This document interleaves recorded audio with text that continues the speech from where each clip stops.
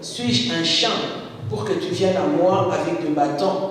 Et après l'avoir maudit par ses dieux, il ajouta, viens vers moi et je donnerai ta chair aux oiseaux du ciel, aux bêtes des champs. David dit aux Philistins, tu marches contre moi avec l'épée, la lance et les javelots, et moi je marche contre toi au nom de l'Éternel des armées, du Dieu de l'armée d'Israël que tu as insulté. Amen, bien-aimé. Que le Seigneur bénisse sa parole. Nous connaissons tous l'histoire de David. Aujourd'hui, je vais juste parler de David et d'un autre garçon dans la Bible. Ceux qui ont remarqué l'histoire de la Bible, ceux qui ont marché dans la foi avec Dieu, ceux qui ont marché dans la confiance avec Dieu. Et nous allons voir, à cause de leur foi, à cause de leur confiance qu'ils avaient placée en Dieu, qu'est-ce que Dieu avait fait dans leur vie. Comment Dieu avait combattu pour eux. Nous voyons ici l'histoire de David chez les Philistins. Nous savons tous que David était un petit garçon qui était avec Saoul, qui était le roi d'Israël à l'époque, avant David. Et il y avait les Philistins qui avaient terrassé. La Bible nous dit ici que les Philistins avaient terrassé les Israéliens pendant 40 jours. Il était là. Et nous connaissons tous ces Philistins-là qui est Goliath. Goliath qui a terrassé les Israéliens pendant 40 jours. C'était l'homme fort de Philistins. C'était l'homme redoutable de Philistins. Et les Israéliens avaient peur de cet homme-là. Tout le camp des Israéliens ne pouvait pas se tenir devant Goliath. Et pourquoi? Parce que Goliath était le plus fort. Chaque fois quand ils envoyaient une armée contre Goliath, Goliath détruisait cette armée-là. Alors aujourd'hui, nous allons voir comment et pourquoi David est arrivé à détruire Goliath.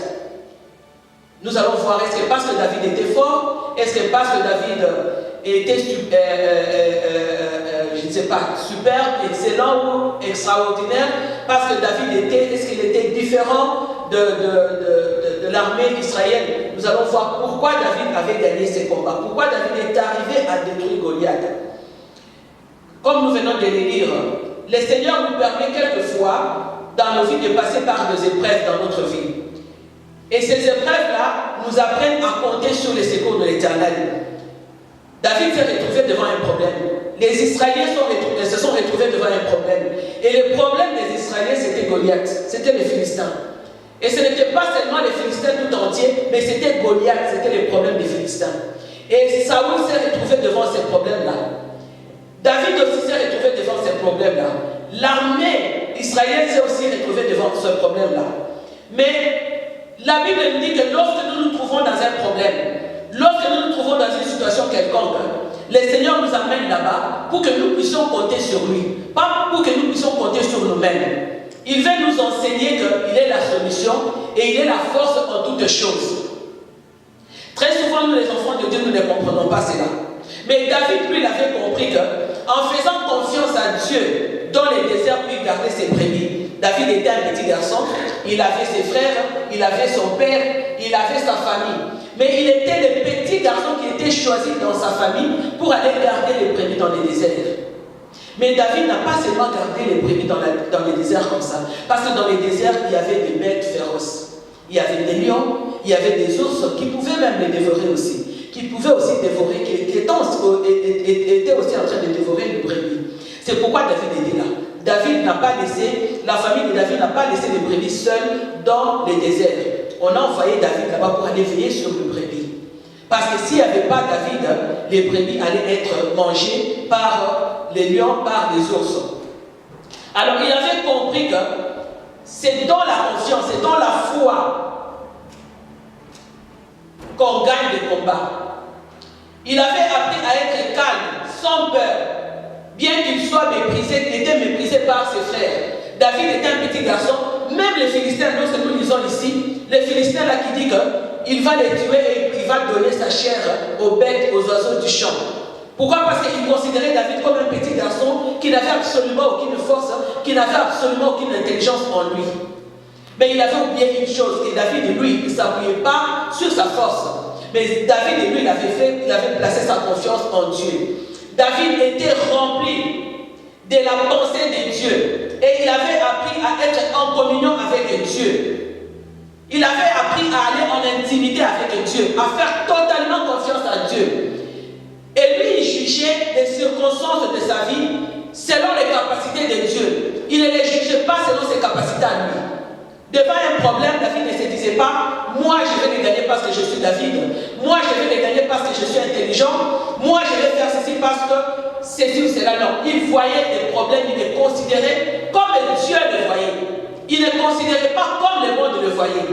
Il ne considérait pas les Philistins, ou il ne considérait pas Goliath comme Saoul et son armée voyaient. Mais il les considérait comme Dieu le voyait. Comme Dieu voyait ces problèmes-là. Et il se mettait dans la position, dans la présence de Dieu. Et il avait placé toute sa confiance en Dieu. Il était fidèle. Mais aujourd'hui, le peuple de Dieu ne converse plus avec Dieu.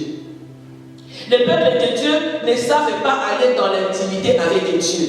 Ne savent plus comment aller dans le secret, dans le lieu secret avec Dieu. David était dans les déserts. David a passé son temps à rechercher Dieu dans les déserts. David savait que dans les déserts où il était entouré des lions, il était entouré des ours, il était entouré des problèmes. Il pouvait perdre une brebis. Quelque chose pouvait lui arriver. Mais qu'est-ce qu'il s'est dit? Au lieu que je reste là, que je me confie, il avait peut-être des armes, il avait peut-être des flèches pour tirer sur les animaux, pour se défendre. Mais il n'a pas compté sur les armes qu'il avait. Il n'a pas compté sur les flèches qu'il avait. David avait compté sur la force de Dieu. David avait compté sur le soutien de Dieu. Bien-aimé, laisse-moi te dire que lorsque tu passes par un désert, ce n'est pas un endroit où tu dois te mettre à pleurer. Bien que cela soit difficile, quels que soient les problèmes que tu as. Mais les déserts, bien-aimés, c'est l'endroit où Dieu vient te rencontrer. C'est la place essentielle de communion avec Dieu. C'est la place essentielle de brisement avec Dieu.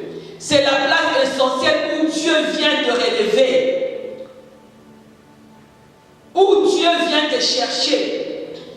C'est la place essentielle dans le désert où Dieu vient te parler à ton cœur. C'est là où Dieu cherche ton cœur. Parce que Dieu sait que quand tu es dans l'abondance, quand tu es dans la joie, tu n'auras pas le temps. Peut-être tu vas penser à Dieu, mais tu ne penseras pas à Dieu comme quand tu es dans le désert, comme quand tu es dans les problèmes. Vous voyez cette église comme elle est, il y a des choses qui sont vides. Là, nous allons penser à mettre nos genoux par terre pour prier. Mais si cette église était pleine, même si le pasteur te demandait aujourd'hui, prie pour que les enfants de Dieu viennent, comme le frère vient de le dire. On va prier, mais on ne va pas vraiment les prier, on ne va pas vraiment prier avec intensité. Pourquoi? Parce qu'on sait qu'il y a des gens. Il y a 1000 personnes, il y a 100 personnes.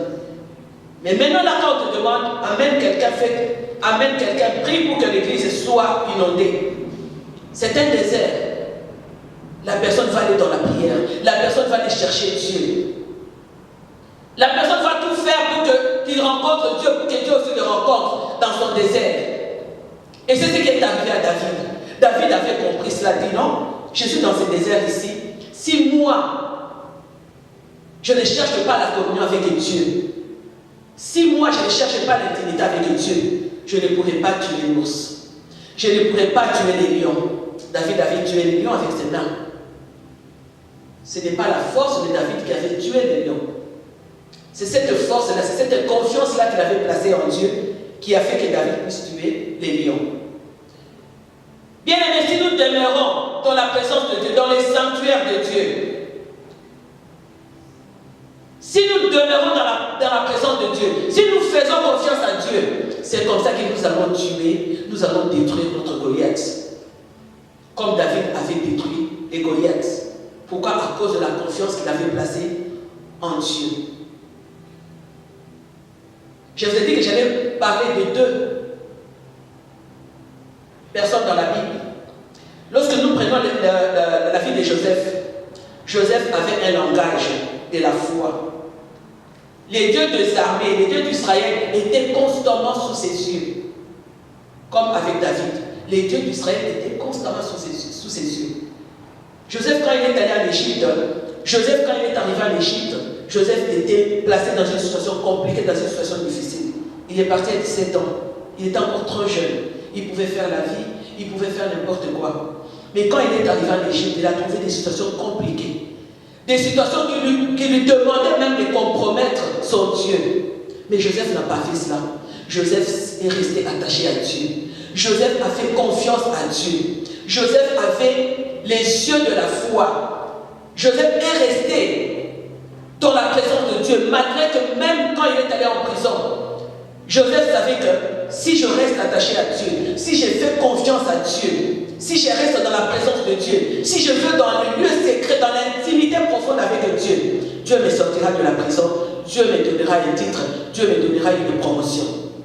Et c'est ce qui s'est passé avec Joseph. Joseph avait eu un titre en Égypte. Joseph avait eu une promotion. Aujourd'hui, les lois qui gouvernent l'Égypte, la plus grande partie des lois qui gouvernent l'Égypte, c'est les lois que Joseph avait laissées, avait établies avec Pharaon en Égypte.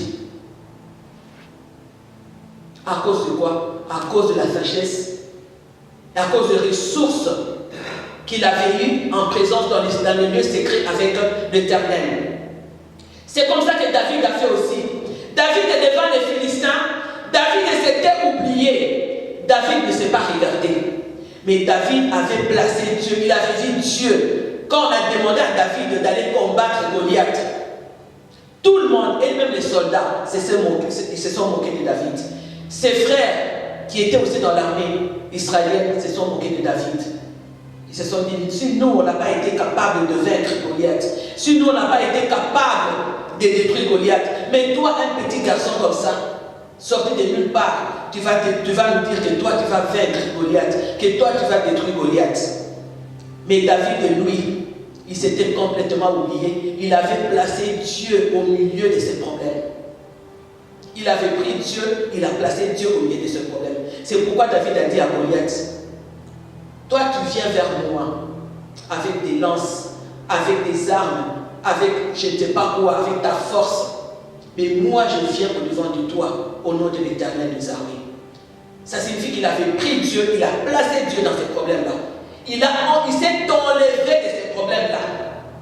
Spirituellement. Physiquement, il était là, mais spirituellement, il s'est enlevé de ces problèmes-là. Il a pris Dieu, il a placé